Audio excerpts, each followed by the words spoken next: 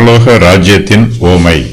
அன்றியும் பரலோக ராஜ்யம் நிலத்தில் புதைத்திருக்கிற பொக்கிஷத்துக்கு ஒப்பாயிருக்கிறது. அதை ஒரு மனுஷன் கண்டு மறைத்து அதை பற்றிய சந்தோஷத்தினாலே போய் தனக்கு உண்டான எல்லாவற்றையும் விற்று அந்த நிலத்தை கொள்ளுகிறான். மேலும் பரலோக ராஜ்யம் நல்ல முத்துகளை தேடுகிற வியாபாரிக்கு ஒப்பாயிருக்கிறது.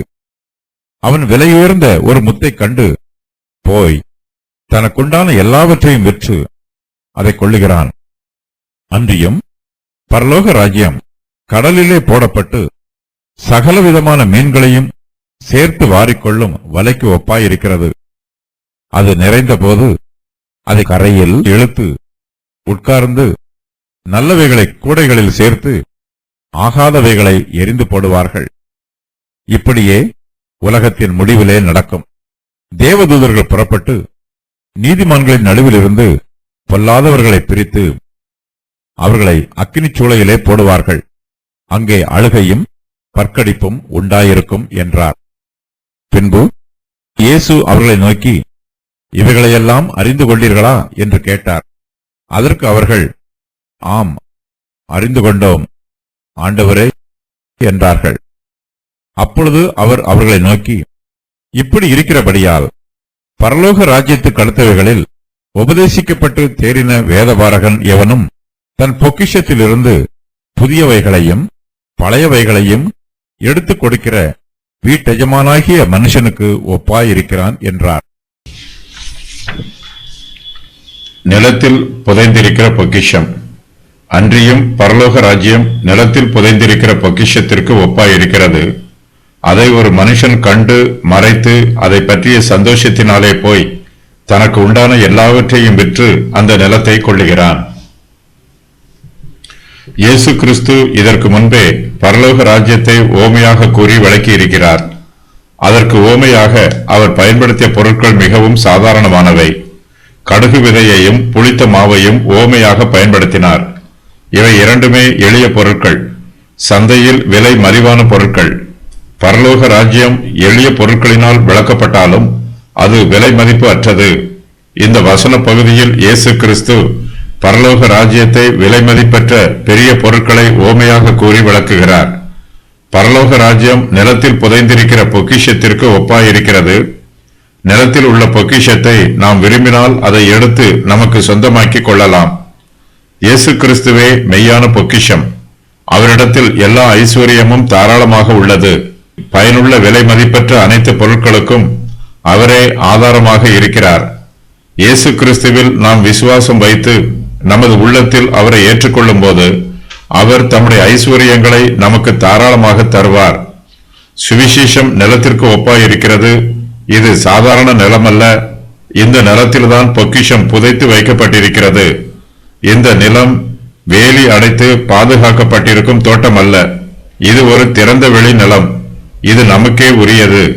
இந்த நிலத்தில் நாம் எதை கண்டுபிடிக்கிறோமோ அதை நமக்கு சொந்தமாக்கிக் கொள்ளலாம். நிலத்தில் புதைக்கப்பட்டிருக்கும் பொக்கிஷத்தை கண்டுபிடிப்பது மிகப்பெரிய காரியம். பொக்கிஷத்தை கண்டுபிடித்தால் அதன் மதிப்பிற்கு அளவே இல்லை. மறைத்து வைக்கப்பட்டிருக்கும் பொக்கிஷம் நிலத்தின் வெளிப்பகுதியில் தெரியாது. பூமிக்கடியில் தங்க சுரங்கங்களும் வைர சுரங்கங்களும் தோண்டப்பட்டிருக்கின்றன. பூமிக்கு அடியில் தங்கம் புதைந்திருக்கிறது. ஆனால் இந்த சுரங்கங்களின் மேலே உள்ள நிலமோ சாதாரண தரிசு நிலமாகவே இருக்கும். விளைச்சல் இல்லாத காட்டுப்பகுதியாக இருக்கும்.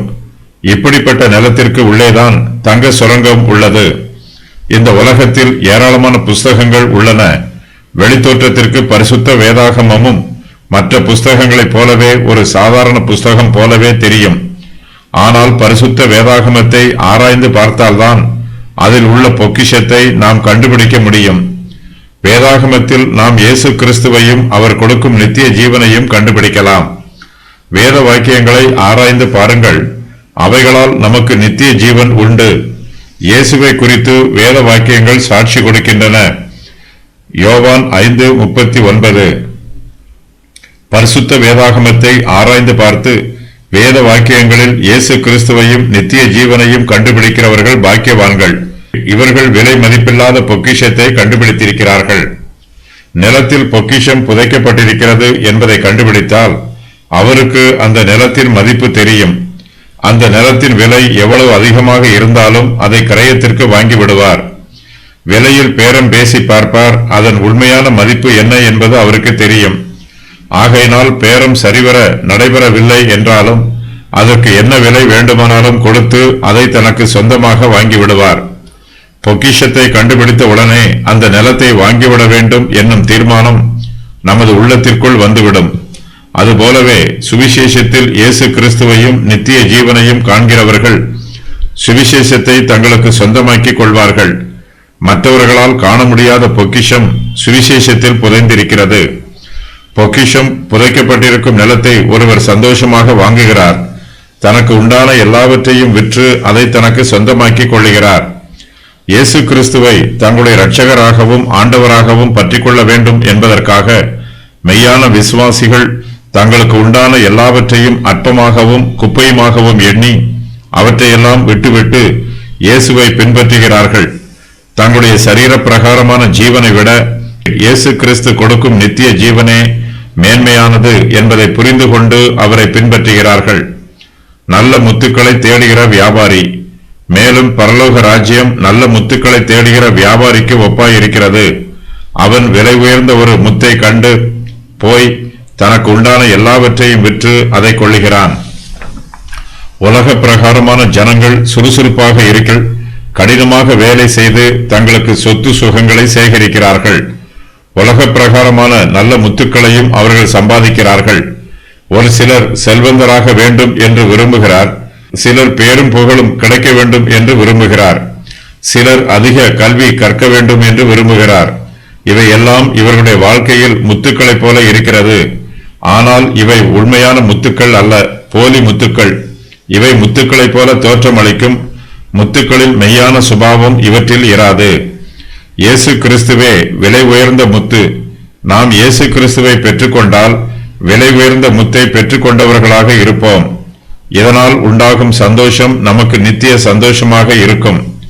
ஒரு உண்மையான விசுவாசி ஆவிக்குரிய வியாபாரியைப் போல இருக்கிறார்.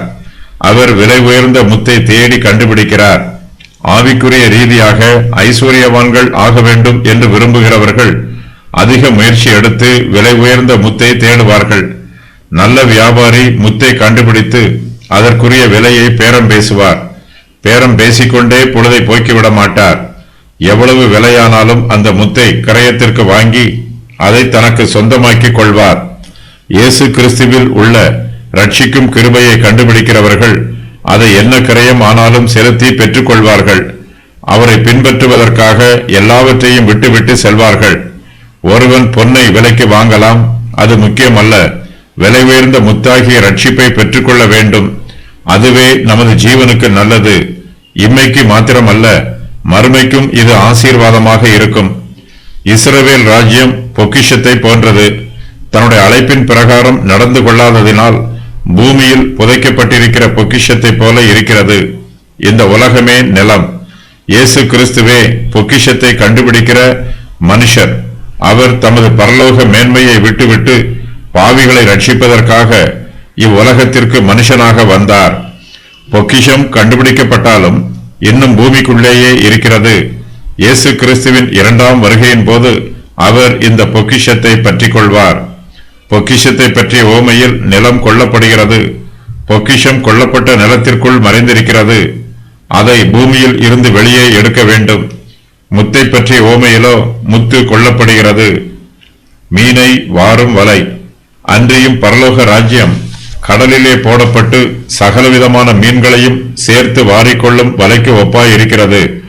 அது நிறைந்த போது அதை கரையில் இழுத்து உட்கார்ந்து நல்லவைகளை கூடையில் சேர்த்து ஆகாதவைகளை எரித்து போடுவார்கள். இப்படியே உலகத்தின் முடிவில் நடக்கும். தேவதூதர்கள் புறப்பட்டு நீதிமான்களின் நடுவில் இருந்து பொல்லாதவர்களை பிரித்து அவர்களை அக்கினி சூளையிலே போடுவார்கள். அங்கே அழுகையும் பற்கடிப்பும் உண்டாயிருக்கும் என்றார். இந்த உலகம் மிகப்பெரிய கடலை போல இருக்கிறது. சுவிசேஷத்தை பிரசங்கிப்பது கடலில் ஒரு வலையை போட்டு மீன்பிடிப்பதற்கு சமம். வலையை போடும்போது கடலில் இருந்து ஒரு சில மீன்கள் இந்த வலையில் வந்து சிக்கும்.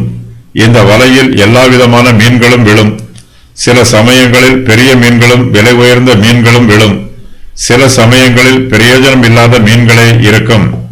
நமது சபைகளிலும் விசுவாசிகள் விதவிதமாக இருக்கிறார்கள். ஒரு சிலர் ஊழியத்திற்கு மிகவும் பயனுள்ளவர்களாக இருப்பார்கள். வேறு சிலரோ ஒன்றுக்கும் உதவ மாட்டார்கள். வலையில் சிக்கும் பிரயோஜனமற்ற கடல் பாசிகளைப் போல இருப்பார்கள். கடலில் வலையை போடும்போது சிறிது நேரத்திற்கு பின்பு வலை மீன்களால் நிரம்பும். அதில் சகலவிதமான மீன்களும் இருக்கும். வலையில் மீன்கள் நிறைந்தபோது அதை கரைக்கு இழுத்து வருவார்கள். சில சமயங்களில் வலையில் மீன்கள் விரைவாக நிரம்பிவிடும். சில சமயங்களில் காலதாமதமாகும். எப்படியாயினும் வலை நிரம்புவது உறுதி. நிரம்பிய வலையை கரைக்கு இழுத்து வந்து அதில் உள்ள நல்ல மீன்களையும் ஆகாத மீன்களையும் வேறு பிரிப்பார்கள். நல்ல மீன்களை கூடைகளில் சேர்ப்பார்கள். நல்ல மீன்கள் விலை மதிப்பு உள்ளவை. இவற்றை பத்திரமாக பாதுகாப்பார்கள். ஆகாத மீன்களினால் பிரயோஜனம் இல்லை. ஆகையினால் அவற்றை தூர எரிந்து போடுவார்கள். வலை கடலில் இருக்கும்போது அதற்குள் இருக்கும் மீன்களில் எது நல்லது என்றும் எது ஆகாதது என்றும் வேறு பிரிப்பது கடினம். கரைக்கு இழுத்து வந்து மீன்களை சோதித்து பார்த்தால்தான் அதன் உண்மை நிலவரம் தெரிய வரும். மீன் பிடிப்பதில் அதிக பயிற்சி பெற்றவர்களால் கூட வலை கடலில் இருக்கும்போது அதற்குள் இருக்கும் மீன்களின் தரத்தை உறுதியாக கூற முடியாது. அந்த வலையை கவனமாக கரைக்கு இழுத்து வந்து அதில் உள்ள நல்ல மீன்களை பத்திரமாக எடுத்து பாதுகாப்பதற்காக ஆகாதவற்றை தூர எரிந்து விடுகிறார்கள். இயேசு கிறிஸ்து இந்த ஓமையை கூறி பரலோக ராஜ்யம் கடலிலே போடப்பட்டு சகலவிதமான மீன்களையும் சேர்த்து வாரிக்கொள்ளும் வலைக்கு ஒப்பாய் இருக்கிறது என்று கூறுகிறார். இந்த ஓமையில் 2 பகுதிகள் உள்ளன. முதலாவது பகுதி மிகவும் தெளிவாக உள்ளது. தற்போது நடைபெறும் சம்பவமே ஓமையின் முன்பகுதியில் விவரிக்கப்பட்டிருக்கிறது. இந்த ஓமையின் பின்பகுதி இனிமேல் நடைபெறப்போகும் சம்பவத்தை விவரிக்கிறது. இப்படியே உலகத்தின் முடிவில் நடக்கும் என்று இயேசு கிறிஸ்து கூறுகிறார். வலையில் அகப்பட்டிருக்கிற மீன்கள் எல்லாமே நல்ல மீன்கள் என்று நாம் எதிர்பார்க்க கூடாது. வலையில் நல்ல மீன்களும் ஆகாத மீன்களும் கலந்திருக்கும். ஆனால் கூடையில் உள்ள மீன்கள் நல்ல மீன்களாகவே இருக்கும். ஆகாத மீன்களுக்கு கூடைகளில் இடமில்லை. இயேசு கிறிஸ்து இந்த ஓமையை கூறி நீதிமான்களையும் பொல்லாதவர்களையும் பற்றி விவரித்து கூறுகிறார். நீதிமான்கள் நல்ல மீன்களைப் போல இருக்கிறார்கள். பொல்லாதவர்கள் ஆகாத மீன்களைப் போல இருக்கிறார்கள். ஆகாதவற்றை வலையில் இருந்து எடுத்து தூரத்திலே எரிந்து விடுகிறது போல பொல்லாதவர்களையும் அக்கினி சூளையிலே போடுவார்கள். உலகம் முழுவதும் சுவிசேஷ ஊழியம் நடைபெற்று வருகிறது. பரலோக ராஜ்யத்தில் ஆத்துமாக்கள் சேர்க்கப்பட்டு வருகிறார்கள். வலைகளில் மீன்கள் இருப்பது போல ஆத்துமாக்கள் வருகிறார்கள். ஆனாலும் அந்த வலைக்குள் நல்ல மீன்களும் ஆகாத மீன்களும் இருக்கும். நல்லவைகளை கூடைகளில் சேர்த்து ஆகாதவைகளை எரிந்து போடுவார்கள். களைகளும் கோதுமையும் சேர்க்கப்பட்டு இறுதியில் களைகள் சுற்றளிக்கப்படுவது போன்று இக்காரியம் நடைபெறும். இதுபோலவே நீதிமான்கள் தேவனுடைய ராஜ்யத்தில் சேர்க்கப்படுவார்கள். துன்மார்க்கர் நரகத்திற்கு தள்ளப்படுவார்கள். அறிந்து கொண்டீர்களா? பின்பு இயேசு அவர்களை நோக்கி, இவைகளையெல்லாம் அறிந்து கொண்டீர்களா என்று கேட்டார். அதற்கு அவர்கள், ஆம், அறிந்து கொண்டோம் ஆண்டவரே என்றார்கள். இயேசு கிறிஸ்து வீட்டு எஜமானாகிய மனுஷனை ஓமையாக கூறுகிறார். தாம் கூற விரும்பும் சத்தியத்தை ஓமைகளால் கூறி விளக்கிய பின்பு இயேசு கிறிஸ்து தமது சீஷர்களை நோக்கி, இவைகளையெல்லாம் அறிந்து கொண்டீர்களா என்று ஒரு கேள்வியை கேட்கிறார். இயேசு கிறிஸ்துவின் பிரசங்கத்தை சீஷர்கள் புரிந்து கொள்ள வேண்டும். புரிந்து கொள்ளாமல் கற்றுக்கொள்ள முடியாது. ஆகையினால்தான் தமது சீஷர்களிடம் இயேசு இந்த கேள்வியை கேட்கிறார். பரலோகத்தின் ரகசியம் சீஷர்களுக்கு புரியவில்லை என்றால் அந்த சத்தியத்தை இயேசு கிறிஸ்து அவர்களுக்கு மறுபடியும் விளக்கமாக கூறுவார். தேவனுடைய வார்த்தையை கேட்கிறவர்கள், வாசிக்கிறவர்கள் எல்லோருமே அதன் அர்த்தத்தை புரிந்து கொள்ள வேண்டும் என்பது இயேசு கிறிஸ்துவின் சித்தம். புரிந்து கொள்ளவில்லை என்றால் அவர்களுடைய ஆவிக்குரிய ஜீவியத்திற்கு தேவனுடைய வசனத்தினால் பிரயோஜனம் எதுவும் உண்டாகாது. சீஷர்கள் இயேசுவிடம், ஆம், அறிந்து கொண்டோம் ஆண்டவரே என்று பதில் கூறுகிறார்கள். சீஷர்கள் எப்போதுமே தெளிவாக இருப்பார்கள். தங்களுக்கு புரியவில்லை என்றால் புரியவில்லை என்று கூறிவிடுவார்கள். இதற்கு முன்பு ஒரு சமயம் நிலத்தின் களைகளை பற்றிய ஓமையை எங்களுக்கு வெளிப்படுத்த வேண்டும் என்று சீஷர்கள் இயேசுவிடம் பணிவோடு கேட்டார்கள். அவர்கள் கேட்ட கேள்விக்கு விளக்கமாக பதில் கூறும் போதுதான் இயேசு கிறிஸ்து இந்த ஓமைகளையும் கூறுகிறார். தேவனுடைய சத்தியங்கள் அனைத்தும் ஒன்றுக்கொன்று விளக்கமாக இருக்கும். ஒரு சத்தியம் மற்றொரு சத்தியத்தை விளக்கும். ஒரு சத்தியத்தை புரிந்து கொள்ளும் போது மற்றொரு சத்தியம் தெளிவாகும். இயேசு கிறிஸ்துவனுடைய சீஷர்கள் அதிக படிப்பறிவு உள்ளவர்கள் அல்ல. ஆயினும் அவர்கள் தமது உபதேசத்தை தெளிவாக கற்றுக்கொள்ள வேண்டும் என்று இயேசு விரும்புகிறார். அவர்களுக்கு ஆதரவு தருகிறார், அவர்களை பாராட்டுகிறார், அவர்களை உற்சாகப்படுத்துகிறார். சீசர்கள் பலவீனர்களாக இருந்தாலும் அவர்களை நன்றாக செய்தாய், நன்றாக சொன்னாய் என்று கூறி இயேசு அவர்களை பாராட்டுகிறார். புதியவைகளும் பழையவைகளும். அப்பொழுது அவர் அவர்களை நோக்கி, இப்படி இருக்கிறபடியால் பரலோக ராஜ்யத்துக்கு அடுத்தவைகளில் உபதேசிக்கப்பட்டு தேறின வேதபாரகன் எவனும் தன் பொக்கிஷத்தில் இருந்து புதியவைகளையும் பழையவைகளையும் எடுத்துக் கொடுக்கிற வீட்டு எஜமானாகிய மனுஷனுக்கு ஒப்பாய் இருக்கிறான் என்றார். வேதபாரகர்கள் பரலோக ராஜ்யத்திற்கு அடுத்தவைகளில் உபதேசிக்கப்பட்டு தேறினவர்களாக இருப்பார்கள். இயேசுவின் சீஷர்களும் வேதபாரகர்களைப் போல இந்த சத்தியங்களில் உபதேசிக்கப்பட்டு தேறியிருக்கிறார்கள். வேதபாரகன் தான் கற்றுக்கொண்டதை மற்றவர்களுக்கு உபதேசிப்பான். அதுபோலவே இயேசுவின் சீஷர்களும் மற்றவர்களுக்கு உபதேசிக்கும் வண்ணமாக இப்போது தெளிவாக கற்றுக்கொள்கிறார்கள். மற்றவர்களுக்கு கற்றுக் கொடுக்கிறவர்கள் முதலாவதாக தாங்கள் கற்றுக் கொடுக்கும் சத்தியத்தை தெளிவாக கற்றுக்கொள்ள வேண்டும். மற்றவர்களுக்கு உபதேசம் பண்ணும் பிரசங்கத்தை முதலாவதாக தங்களுக்கே பிரசங்கம் பண்ணிக்கொள்ள வேண்டும். நல்ல பிரசங்கியார் பரலோக ராஜ்யத்திற்கு பாத்திரவானாக இருந்து மற்றவர்களுக்கும் பரலோக ராஜ்யத்தை குறித்து பிரசங்கிக்க வேண்டும். பரலோக ராஜ்யத்திற்கு பாத்திரவானாக இல்லாமல் மற்றவர்களுக்கு பரலோக ராஜ்யத்தை குறித்து பிரசங்கிப்பதினால் பிரசங்கிக்கிறவனுக்கும் பிரயோஜனமில்லை, அந்த பிரசங்கத்தை கேட்கிறவர்களுக்கும் பிரயோஜனமில்லை. இயேசு கிறிஸ்து இந்த சத்தியத்தை வீட்டு எஜமானாகிய ஒரு மனுஷனை ஓமையாக கூறி விளக்குகிறார். இவன் தன் பொக்கிஷத்தில் இருந்து புதியவைகளையும் பழையவைகளையும் எடுத்துக் கொடுக்கிறான். கடந்த வருஷங்களில் விளைந்த கனிகளையும் இந்த வருஷத்தில் சேகரிக்கப்பட்ட கனிகளையும் கொடுக்கிறான். தன்னுடைய களஞ்சியத்தில் தாராளமாக இருப்பதில் இருந்து விதவிதமானதை எடுத்துக் கொடுக்கிறான். கிறிஸ்துவின் ஊழியக்காரர்களிடத்தில் புதியவைகளும் பழையவைகளும் நிறைந்துள்ள பொக்கிஷம் இருக்க வேண்டும். பழையவை என்பது நமது ஆவிக்குரிய பழைய அனுபவங்களாகும். புதியவை என்பது வேதத்திலிருந்து நாம் அறிந்து கொண்ட பரலோகத்தின் புதிய ரகசியங்களாகும். இவை எல்லாமே பயனுள்ளவை. இவற்றை ஏற்ற பிரகாரம் பயன்படுத்த வேண்டும்.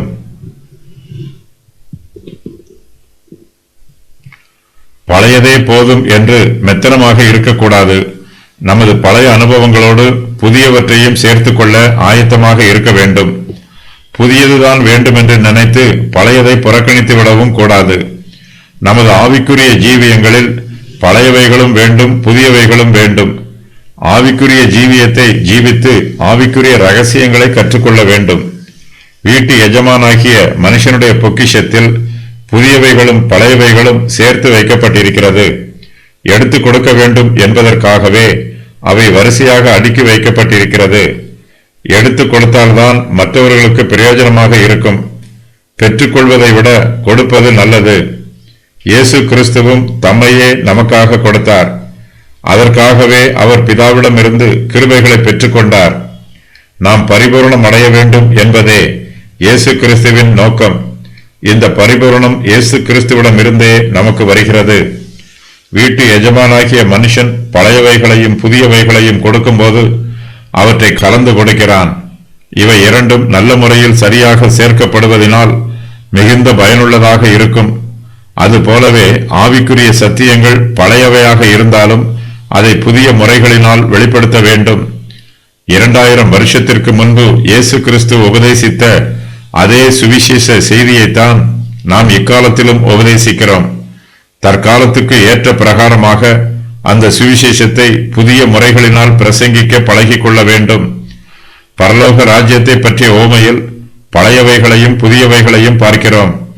விசுவாசிகள் மத்தியிலே பழைய உபதேசங்களும் புதிய உபதேசங்களும் கலந்திருக்கின்றன. கிறிஸ்துவே வீட்டியான். புதியவைகளையும் பழையவைகளையும் என்பது யூதர்களுடைய வழக்கு சொல். அதிகம், ஏராளம், தாராளம் ஆகிய பொருளை தரும் வழக்கு சொல். இயேசு கிறிஸ்துவின் ஊழியக்காரர்கள் சத்தியத்தில் தெளிவாக இருக்க வேண்டும்.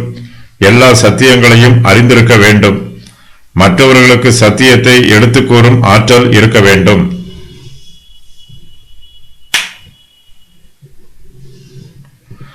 மத்தேயு 13வது அதிகாரத்தில் பரலோக ராஜ்யத்தை பற்றி இயேசு கிறிஸ்து கூறியிருக்கிற ஓமைகள். கேட்கிறவர்களின் பிரிவுகள், நல்லதும் கெட்டதும் கலந்திருப்பது, அதிக வளர்ச்சி, சத்தியத்தில் கலப்பு, இஸ்ரவேலின் தற்கால நிலைமை, தேவனுடைய ராஜ்யத்தில் சபை, சத்தியத்தினால் உலகம் முழுவதும் ஏற்படும் விளைவு, பழைய புதிய சத்தியங்கள்